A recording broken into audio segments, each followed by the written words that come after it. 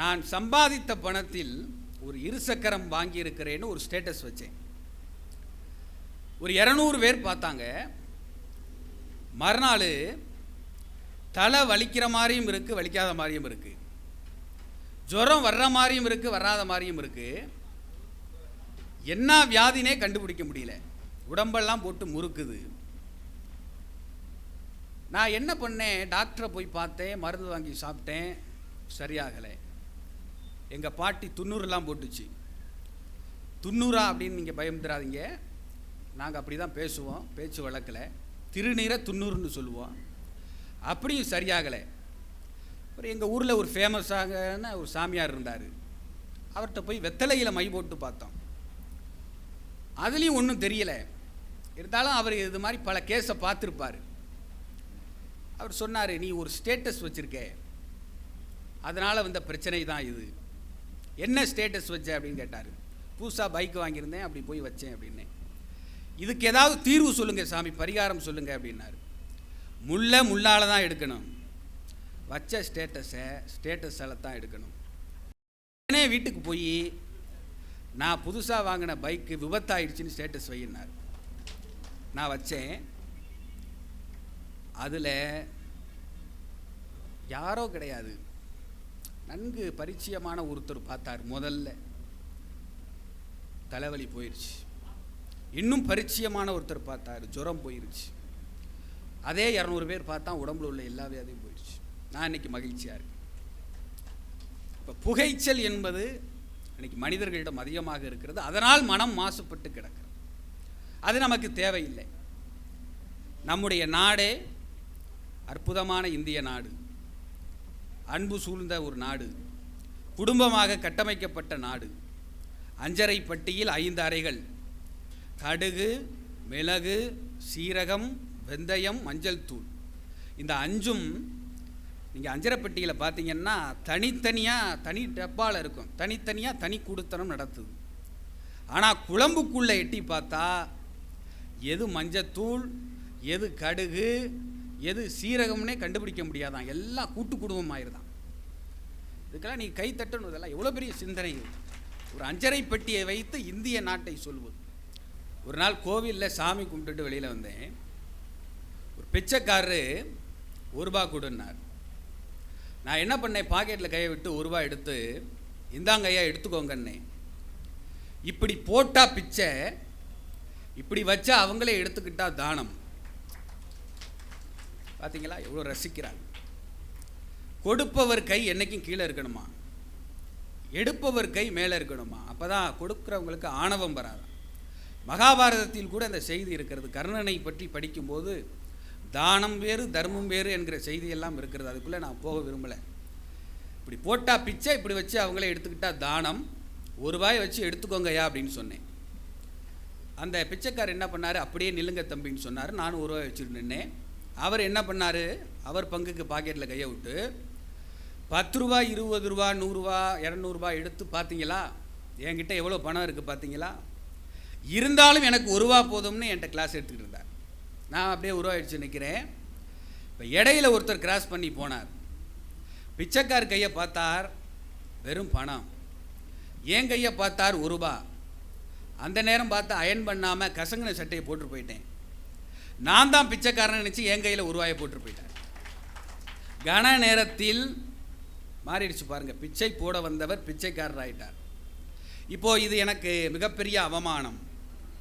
இருந்தாலும் நான் அதெல்லாம் மறந்துட்டேன். எப்படி அதை எடுத்துக்கிட்டேன்னா, கோவில் வாசலில் 1 ரூபாயோடு நின்றுட்டு இருந்தேன். பகவானாக பார்த்து 200 ரூபாய் எனக்கு எக்ஸ்ட்ரா போட்டு போயிட்டார். 2 ரூபாயோடு நான் வீட்டுக்கு வந்தேன். பஸ்ஸில் ஒரு நாள் உட்காந்துருந்தேன்.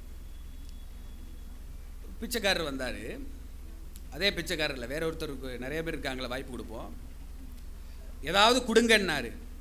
பாக்கெட்டை பார்த்தேன், 100 ரூபா தான் இருந்தது, சில்லறை இல்லை. இருந்தாலும் கொடுக்கணும்னு ஒரு நல்ல மனசு. 100 ரூபாய் எடுத்து இருந்தாங்க ஐயா, கொடுக்கணும்னு மனசு இருக்குது.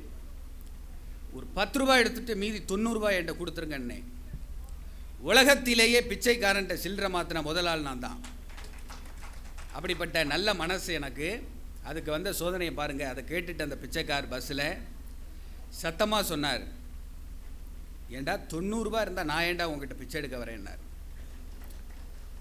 டிக்கெட் கொடுக்குறவர் இவங்க 2 பேரும் பிச்சைக்காரங்க போல இருக்கு, பிச்சை எடுத்த காய்ச்ச பிரிச்சுட்டு இருக்காங்க போல இருக்கு, இறக்கி விட்டார். இறக்கி விட்டுட்டார். இது எனக்கு அவமானம் தானே? இல்லை. பஸ்ஸில் இருந்து இறங்கி பஸ்ஸினுடைய முகப்பை போய் பார்க்குறேன், அது எங்கள் ஊருக்கு போட பஸ்ஸு கிடையாது, வேறு பஸ்ஸில் நான் ஏறி உட்காந்துருக்கேன். இதே மாதிரி நிறைய சொல்லிக்கிட்டே இருக்கலாம். ஒரு நாள் கோவிலில் சாமி கும்பிட்றதுக்காக போயிட்டு இருந்தேன். சுட சுட புளி சாதம் கொடுத்துட்டு இருந்தாங்க.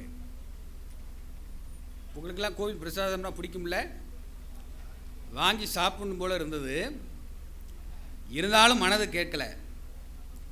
கடவுளை பார்த்துட்டு அதுக்கப்புறம் வந்து வாங்கி சாப்பிடுவோம், அப்போ தான் அது நமக்கும் மரியாதை கடவுளுக்கும் மரியாதை அப்படின்னு சொல்லிட்டு உள்ளே போய் கடவுளை பார்த்துட்டு பிரச்சனையெல்லாம் சொல்லி தீர்த்து வைன்னு சொல்லிட்டு வெளியில் வந்து பார்க்குறேன், பிரசாதம் கொடுத்ததுக்கான அறிகுறியே இல்லை, தீர்ந்து போச்சு.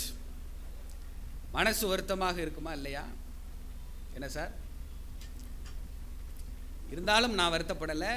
அதை எப்படி எடுத்துக்கொண்டேன்னா, உள்ளே போய் கடவுள்கிட்ட என் பிரச்சனையெல்லாம் சொல்லி தீர்த்து வை அப்படின்னு சொல்லிட்டு வெளியில் வந்து பார்த்தேன், பிரசாதம் தீர்ந்து போயிடுச்சு. அப்போ இந்த பிரசாதம் தீர்ந்த மாதிரி உன்னுடைய பிரச்சனையும் ஒரு நாள் தீரும்னு அந்த இறைவன் சொல்லாமல் சொல்லியிருக்காருன்னு இறந்த காலத்திலிருந்து நான் நிகழ்காலத்துக்கு வந்து விட்டேன். என் மனம் தூய்மையாக இருக்கிறது. நம்ம ரொம்ப இது பண்ண தேவையில்லை. நான் கூட கல்யாண வீட்டில் பிறந்த ஞானம்னு ஒரு கதை எழுதினேன். அது மிகப்பெரிய வெற்றி கொடுத்தது எனக்கு. ஒரு நாள் கல்யாண வீட்டுக்கு போயிருந்தேன். பொண்ணு மாப்பிள்ளையை பார்த்துட்டு ஒரு 200 ரூபா பணம் வச்சு கொடுத்துட்டு, இவ்வளோ பெரிய பேச்சலாராக இருக்கார், 200 ரூபா தான் வச்சு கொடுக்குறாருன்னு நினைக்காதீங்க. அவருக்கு அதுவே அதிகம்தான். அவர் திரும்பி செய்ய மாட்டார். வரலாம். ஃபோட்டோ எடுத்துட்டு பந்தியில் போய் முதல் ஆளாக போய் உட்காந்தேன். தான் பந்தினா நான் முதல் ஆள். இலை போட்டு எனக்கு வலது பக்கம் ஒரு வாட்டர் பாட்டில் வச்சுருக்காங்க. இப்போ எனக்கு அப்புறம் தான் எல்லோரும் உள்ளார போகிறாங்க. அந்த உள்ளார போகிற அவசரத்தில் ஒருத்தர் என்ன பண்ணுறாரு, எனக்காக வச்சுருந்த வாட்டர் பாட்டிலை கீழே தட்டி விட்டுட்டார். அது உருண்டு ஓடிக்கிட்டே இருக்கு. தட்டி விட்டவர் என்ன பண்ணணும் சொல்லுங்க? அதை எடுத்து வச்சு ஒரு சாரி சொல்லணும். ஆனால் சாரி சொல்லவே இல்லை. அவர் பாட்டுக்கு அதை பார்த்துட்டு தென்னாவட்டா போய்கிட்டே இருக்கார் உள்ள. எனக்கு கோவம் வந்துருச்சு. எந்திரிச்சேன், திட்டலாம்னு பார்த்தா அவர் அந்த கடைசிக்கு போயிட்டு இருந்தார். வேண்டாம், இங்கேருந்து நம்ம போய் அவரை திட்டினோம்னா நம்ம இடத்துல வேறு யாராவது உட்காந்து சாப்பிட்டுட்டு போயிடுவாங்க. நமக்கு சோறு தான் முக்கியம். ஏன் கை தட்டுறீங்க? உங்களுக்கு சோறு தான் முக்கியமா? சோறு தான் முக்கியம் அப்படின்னு சொல்லிட்டு உட்காந்து சாப்பிட ஆரம்பிச்சிட்டேன். நான் பாட்டுக்கு கோவத்தெல்லாம் விட்டுட்டேன். நிகழ்காலத்துக்கு வந்துட்டேன். சாப்பிட்டுக்கிட்டே இருக்கேன். சாம்பார், வத்த குழம்பு, ரசம் எல்லாம் சாப்பிட்டுட்டே இருக்கேன். இப்போ எனக்கு தண்ணீர் குடிக்கணும் போல் இருக்குது. இப்போ எனக்காக வலது பக்கம் வச்சுருந்த வாட்டர் பாட்டில் கீழே விழுந்துருச்சு. இப்போ 2வது இலைக்கு எனக்கு இடது பக்கம் வச்சுருப்பாங்க இல்லையா, அதை எடுத்து நான் குடிச்சுக்கிட்டேன். 2வது இலைக்காரு 3வது இலைக்கு வச்சுருந்ததை குடிச்சுக்கிட்டாரு. இப்படியே மாறி மாறி மாறி எல்லோரும் குடிச்சிக்கிட்டு இருக்கோம். இப்போ கடைசியில் ஒருத்தருக்கு மிஸ் ஆகுமா இல்லையா? கடைசியிலேருந்து ஒரு சத்தம் வந்தது, என்னையா எனக்கு தண்ணீர் பாட்டில் வைக்கலையா? அப்படி எட்டி பார்த்தேன், என்னுடைய வாட்டர் பாட்டிலை தட்டி விட்டு போனவர். நம்ம அதை பற்றி கவலைப்பட தேவையில்லை. நிகழ்காலத்துக்கு நம்ம வந்துடணும். மாட்டு சாணி தத்துவம்னு ஒன்று பேசினேன், அது சொல்லிடுறேன். என்னென்னா, ரோட்டில் போய்கிட்டு இருக்கும்போது மாட்டு சாணத்தை மிதிச்சிடுறோம்.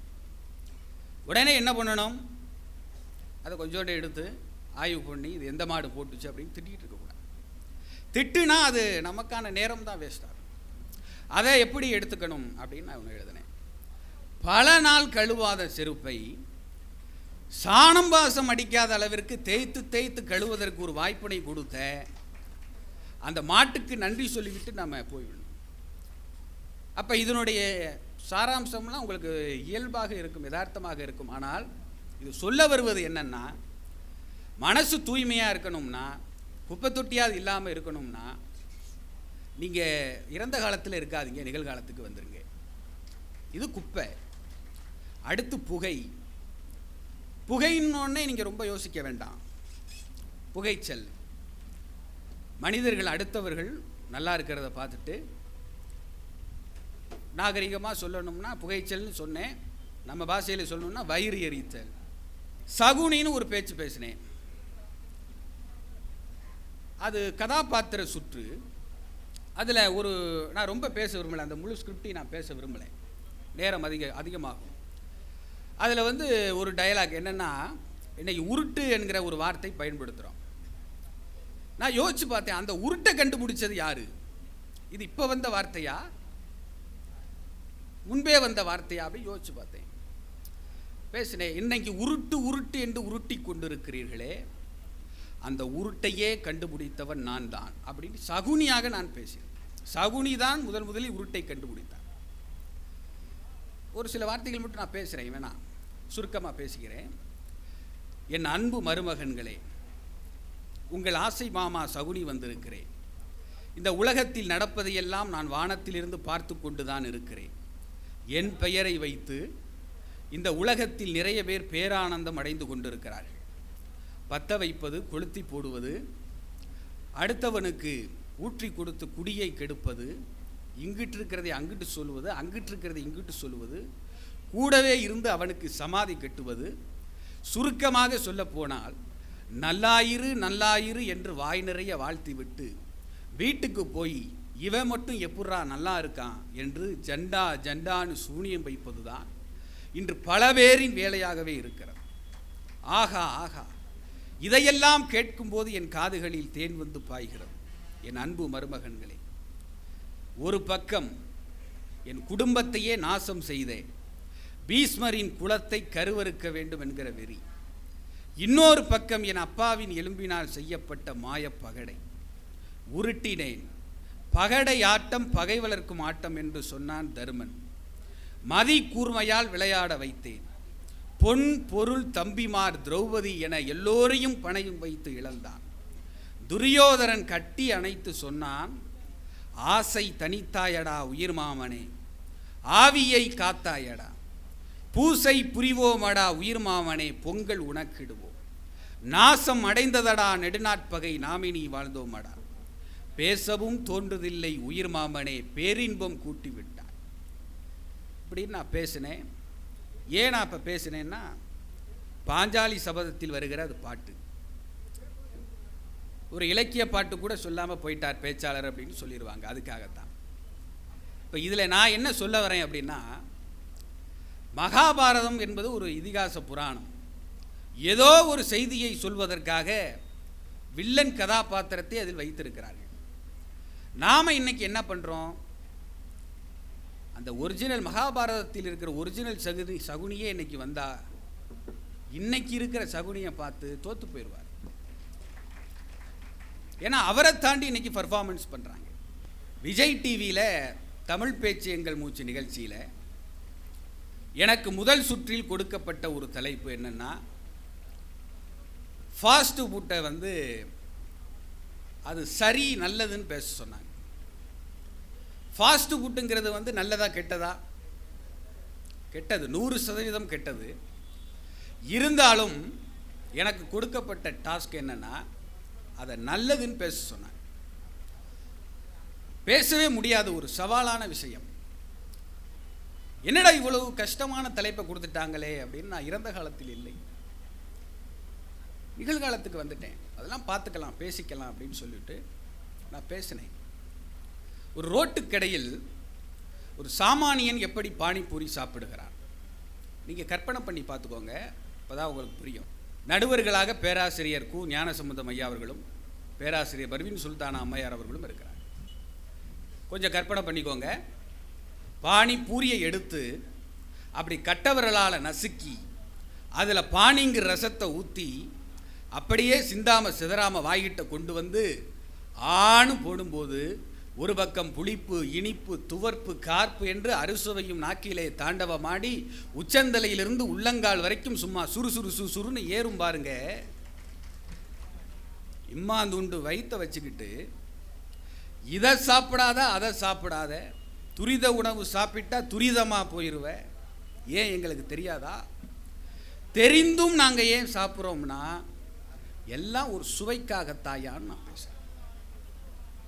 உலகத்திலேயே ஃபாஸ்ட் ஃபுட்டு நல்லதுன்னு பேசின முதல் ஆள் நான் தான். எனக்கு அன்றைக்கு முதல் பரிசு கிடைச்சு 5000 ரூபாய் ரொக்க பரிசு கிடைத்தது. அதுக்கு காரணம் என்னன்னா, இறந்த காலத்தில் இல்லை, நிகழ்காலத்துக்கு வந்துட்டேன். இதே போல எல்லாம் நன்மைக்கேன்னு ஒரு கவிதை பேசினேன். அது கவிதையா என்னன்னு நீங்க சொல்லுங்க, நான் பேசுறேன். எல்லாம் நன்மைக்கே, நடப்பது எல்லாம் நன்மைக்கே. ரமலான் வந்தது, ரகுமான் நண்பனுக்கு ஒரு குறுஞ்செய்தி. பிரியாமல் ஓர் அணியாக இருப்போமா, பிரியாணியோடு வீட்டுக்கு வந்தான். எல்லாம் நன்மைக்கு. கிறிஸ்துமஸ் வந்தது, கிறிஸ்துராஜா நண்பனுக்கு ஒரு குறுஞ்செய்தி. கேக்குதா கேக்குதா, கேக்கோடு வீட்டுக்கு வந்தான். எல்லாம் நன்மைக்கு. இப்போ இது தமிழ் பேச்சு எங்கள் மூச்சு மேடை. இதிலே ஆங்கிலம் கலந்து பேசக்கூடாது, அது தப்பு. அதுலேயும் இதை கேட்டுட்டு பர்வீன் சுல்தானா அம்மையாருடைய முகம் வந்து கடுமையாகிவிட்டது. ஏன்னா அவங்க ரொம்ப ஸ்ட்ரிக்டாக இருப்பாங்க. நான் ஒரு தப்பு பண்ணிட்டேன், இருந்தாலும் நான் வருத்தப்படலை, சொல்லிக்கிட்டே இருக்கேன். இறந்த காலத்தில் இல்லை, நிகழ்காலத்துக்கு வந்துட்டேன். அந்த தப்பை சரி பண்ணுறதுக்கு என்ன வேலை அதை பார்த்தேன். ஸ்கிரிப்டிலேயே அதுக்கான மன்னிப்பை நான் வச்சுட்டேன். கேக்கு என்பது ஆங்கிலமாச்சே, அதை இந்த மேடையில் சொன்னால் மதிப்பெண் போச்சே.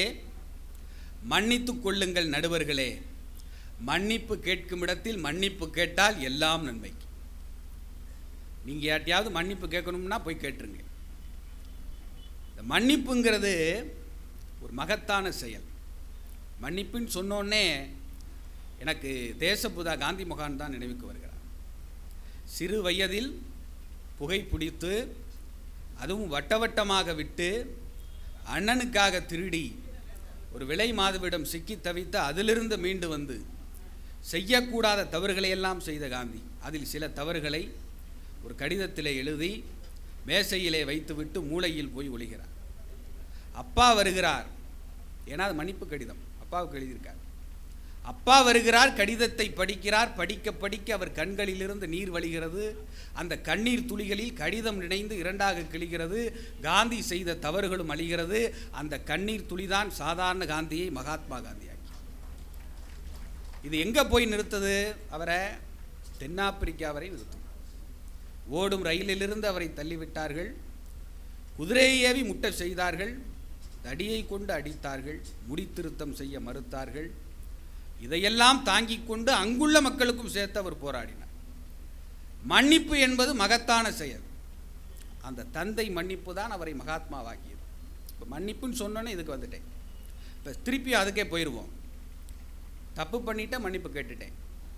தவறென்று அறியாமல் தவறேதும் செய்தால் ஐயோ ஐயோ என்று பதட்டத்தில் பதறாதே. ஐயோ ஐயோ என்று சிரிப்பால் சிதறு எல்லாம் நன்மை. மை தீர்ந்த பேனா தூக்கி எறிய மனமில்லை. மை தீர்ந்த பேனா தூக்கி எறிய மனமில்லை. சட்டை பைக்குள் வைத்து இலக்கிய கூட்டத்துக்குள் சென்றேன். இருந்து ரசிக்க இடமில்லை. பேனாவை எடுத்தேன், வாயருகே வைத்தேன். எதையோ திருடியதை போல் அங்கும் இங்கும் பார்த்தேன். பெரிய கவிஞராக இருப்பாரோ, முதல் வரிசையில் முன்னெறிக்கை கொடுத்தார்கள். எல்லாம் நன்மை. பார்த்தீங்களா, உங்களுக்கு புரிஞ்சிருச்சு. ஏன்னா கள்ளக்குறிச்சி வாழ் ரசிக பெருமக்கள் வந்து சிந்தனை மிகுந்தவர். இன்னும் கொஞ்சம் ஷார்ப்பாக வச்சுக்கோங்க. வாய் நிறைய கடலை மிட்டாய் வாங்கி சாப்பிட்டு வருகையில் சேற்றை அடித்தான் ஒருவன். திட்ட வாயெடுத்தேன், தின்பண்டம் தடுத்தது. வேடிக்கை பார்த்தவர் முணுமுணுத்தார். சேற்றை அடித்தவன் பெரிய ரவுடியாம். நல்ல வேலை, வாய் நிறைய கடலை மிட்டான். எல்லாம் நன்மை.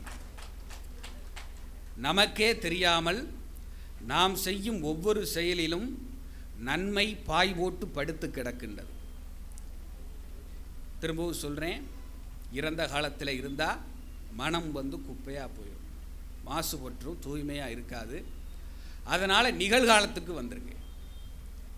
வன்மம் இல்லாமல் இருக்கணும், புகைச்சல் இல்லாமல் இருக்கணும். இது ரெண்டு தான் என்னுடைய பேச்சினுடைய சாராம்சம். இப்போ இதுக்கு ஷார்ட்கட் நீங்கள் சொல்லுங்கள். எங்களால் அந்த புகைச்சலையும் தீர்க்க முடியலை, குப்பையும் போக்க முடியல, இதுக்கு ஏதாவது டேப்லெட் ஏதாவது மருந்து இருந்தால் சொல்லுங்கள் அப்படின்னு நீங்கள் என்கிட்ட கேட்டிங்கன்னா அதுக்கு ஒன்று நான் எழுதினேன், துன்பத்திற்கான மருந்து எங்கே கிடைக்கும் அப்படின்னு. இந்த புத்தக திருவிழாவை முடிச்சுட்டு நீங்கள் வீட்டுக்கு போய் உங்கள் வீட்டு பக்கத்தில் இருக்கிற மெடிக்கல் ஷாப்புக்கு போய் ஜுரம்னு சொல்லுங்கள், மருந்து கொடுப்பாங்க. இருமல்னு சொல்லுங்கள், சிறப்பு கொடுப்பாங்க. உங்களுக்கு என்ன இருக்கோ சொல்லுங்கள், எல்லாத்துக்கும் மருந்து மாத்திரை கொடுப்பாங்க. ஒரு 2 நாளாக துன்பமாக இருக்கியா, மனசு கவலையாக இருக்கியா அப்படின்னு நீங்கள் சொல்லுங்கள். என்ன பண்ணுவார் அவர்? உங்களை பார்த்து ஒரு மாதிரியா சிரிப்பார். இப்போ நீங்கள் என்னை ஒரு மாதிரியாக தான் பார்த்துக்கிட்டு இருக்கீங்க, கொஞ்சம் வித்தியாசமாக தான் இருக்கும். என்னுடைய பாணி அப்படி அமைஞ்சு போயிடுச்சு. உங்களை பார்த்து ஒரு மாதிரியாக சிரிப்பார். என்னடா அது, விஜய் டிவியிலேருந்து நாகமுத்து பாண்டியன் ஒருத்தர் வந்தார், அவர் பேச்சை கேட்டு நாமளும் போய் கேட்டோம், அவர் நம்மளை பார்த்து ஒரு மாதிரியாக சிரிக்கிறாரே அப்படின்னு நீங்கள் வருத்தப்படாதீங்க. அவர் சிரித்தார் பார்த்தீங்களா, சிரிப்பு. அந்த சிரிப்பு தான் துன்பத்திற்கு, மனக்கவலைக்கு ஆகச்சிறந்த மருந்து. அவர் கொடுக்கின்ற மருந்துக்கு காசு உண்டு, ஆனால் அவர் சிரித்த சிரிப்புக்கு காசு கிடையாது. இலவசமாக நீங்கள் வீட்டுக்கு எடுத்துகிட்டு வரலாம். இதுதான் ஷார்ட்கட்டு. இப்போ என்னுடைய பேச்சினுடைய இறுதி பாகத்துக்கு நான் வந்துடுறேன். என்னன்னா, எதுக்கு புத்தகம் படிக்கணும்? சங்க இலக்கியத்தில் 550 ஒரு பாட்டு, நூல் நின்ற பாகத்தே நொவ்விதா சென்றீக தேன் நவீன்ற கானகத்து எழில் நோக்கி தான் நவீன்ற கற்புத்தாள் வீழ்த்து கவின்மிசை கையூன்றி நிற்பாள் நிலையுணர்கம் யாம். அதாவது, நீண்ட நாட்கள் தலைவியை பிரிந்து சென்ற தலைவன் தலைவியை காண்பதற்காக தேர் ஏறி வருகிறான். தேரை இவன் ஓட்டிட்டு வருவானா அப்படின்னா கிடையாது. தேர் பாகன் வச்சிருப்பான், டிரைவர் போட்டிருக்கிற மாதிரி. தேர் பாகன் இருக்கிறான். ரொம்ப நாள் கழித்து பார்க்க வரான். கொஞ்சம் ஆசையாக இருப்பான், ஆவலோடு இருப்பான். அந்த தேர் பாகனிடம் சொல்லுகிறான், நூல் நின்ற பாகத்தே நொவ்விதா சென்றீக, கலை நூட்களை கற்றறிந்த தேர்ப்பாகனே அப்படிங்கிறான். நான் கூட அவன் ஐஸ் வைக்கிறான் போல இருக்கு, ரொம்ப நாள் கழித்து பார்க்க வர்றான், வேகமாக போகிறதுக்காக ஐஸ் வைக்கிறானோ அப்படின்னு நினச்சிக்கிட்டேன். ஏன்னா நம்ம ஆட்கள்கிட்ட ஒரு வேலையை செய்யின்னு சொன்னால் செய்ய மாட்டாங்க. உன்னால் மட்டும்தான் இந்த வேலையை செய்ய முடியும் அப்படின்னு பாராட்டினா உடனே செஞ்சுருவாங்க. ஒரு நடுவர் கூட என்னைய ஒரு கிராமத்துக்கு பேசுகிறதுக்காக கூப்பிட்டுருந்தாங்க, பட்டிமன்றத்துக்கு. நான் வரலைன்னு சொல்லிட்டேன். சார் வருத்தப்படுறாரு, வரலேன்னு சொல்லிட்டேன். ஏன்னா திடீர்னு சொன்னார். அப்புறம் ஃபோன் பண்ணி, இந்த கிராம மக்கள் நீ வந்தால் தான் அந்த பட்டிமன்றமே நடத்தணும்னு சொல்கிறாங்க அப்படின்னு சொன்னார். பையை எடுத்துட்டு கிளம்பிட்டேன். கிளம்பி போய் அங்கே போய் பார்த்தா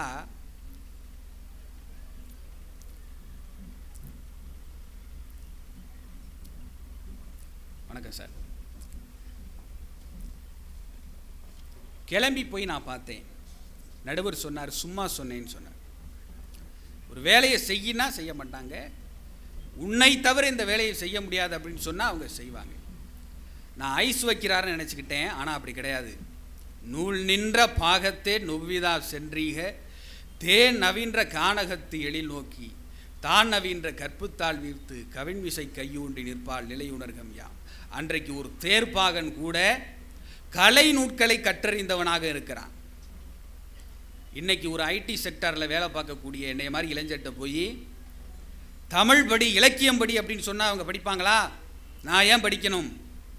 ப்ரோக்ராமிங் படித்தாதான் எனக்கு வேலை, ஜாவா C++ படித்தாதான் எனக்கு வேலை அப்படின்னு சொல்லுவான். அப்போது அன்றைக்கு தேர்ப்பாகன் கூட கலை நூட்களை கற்றறிந்திருக்கிறான். இது இன்று நேற்று வந்ததல்ல. எல்லாரும் எல்லாத்தையும் படிக்கணும். வாழ்வதற்கு பொருள் தேவை, நாம் வாழ்ந்த வாழ்க்கைக்கும் ஒரு பொருள் தேவை. அந்த வகையில் நாம் நிறைய நூல்களை எல்லாம் வாங்கி படிக்க வேண்டும். லியோ டால்ஸ்டாயினுடைய ஒரு 3 கேள்விகள் கதையை நீங்கள் எல்லாம் படிச்சிருப்பீங்க. புகழ்பெற்ற கதை, முக்கால்வாசி பேர் எல்லாருக்கும் தெரியும். அதை நான் சொல்லி நேரம் கடத்த விரும்பலை. அந்த 3 கேள்விக்கு அவர் பதில் சொல்லுவார். என்னென்னா, சிறந்த நேரம் எது, சிறந்த செயல் எது, அதை யார் கூட செய்யணும், அந்த சிறந்த மனிதர் யார், அதுக்கு ஒரு பதில் சொல்லியிருப்பார். சுருக்கமாக சொல்லணுன்னா, அந்த மனிதன் செஞ்ச செயலிருந்தே அவர் எடுத்து அந்த 3 கேள்விக்கும் பதில் சொல்லியிருப்பார். இப்போ என்றைக்கோ எழுதப்பட்ட கதை அது. இப்போ இன்றைக்கி நான் அதை ஒப்பிட்டு பார்க்கிறேன். இப்போ உங்கள் கூட நான் பேசிகிட்டு இருக்கேன் பார்த்தீங்களா, இந்த நேரம் தான் எனக்கு சிறந்த நேரம். நான் பேசுகிறேன்ல, அந்த செயல்தான் சிறந்த செயல். அதை கேட்டுக்கிட்டு என்னோட இருக்கீங்க பார்த்தீங்களா, நீங்கள் தான் அந்த செயலை செய்ய ஒரு சிறந்த நபர்கள் நீங்கள் தான். இதற்காக நாம் புத்தகங்களை எல்லாம் படிக்க வேண்டும். நேரத்தின் அருமை கருதி மீண்டும் ஒரு முறை கள்ளக்குறிச்சி மாவட்ட நிர்வாகத்துக்கு என்னுடைய மிகப்பெரிய நன்றியை, வணக்கத்தை நான் தெரிவித்துக் கொள்கிறேன். ஏன்னா எங்களுக்கெல்லாம் பெருமை. ஜாம்பவான்கள் அவங்கெல்லாம் இருவரும், அவங்க மத்தியில் எங்களுக்கு ஒரு வாய்ப்பு கொடுத்து எங்களை நீங்கள் நிற்க வச்சுருக்கீங்கன்னா, நாளைய பேச்சுத்துறைக்கு நீங்கள் பேச்சாளர்களை தயார்படுத்தி அனுப்புகிற ஒரு உன்னதமான பணியினை நீங்கள் செஞ்சிட்ருக்கீங்க. அந்த வகையில் மிக்க மகிழ்ச்சி. நன்றி, வணக்கம்.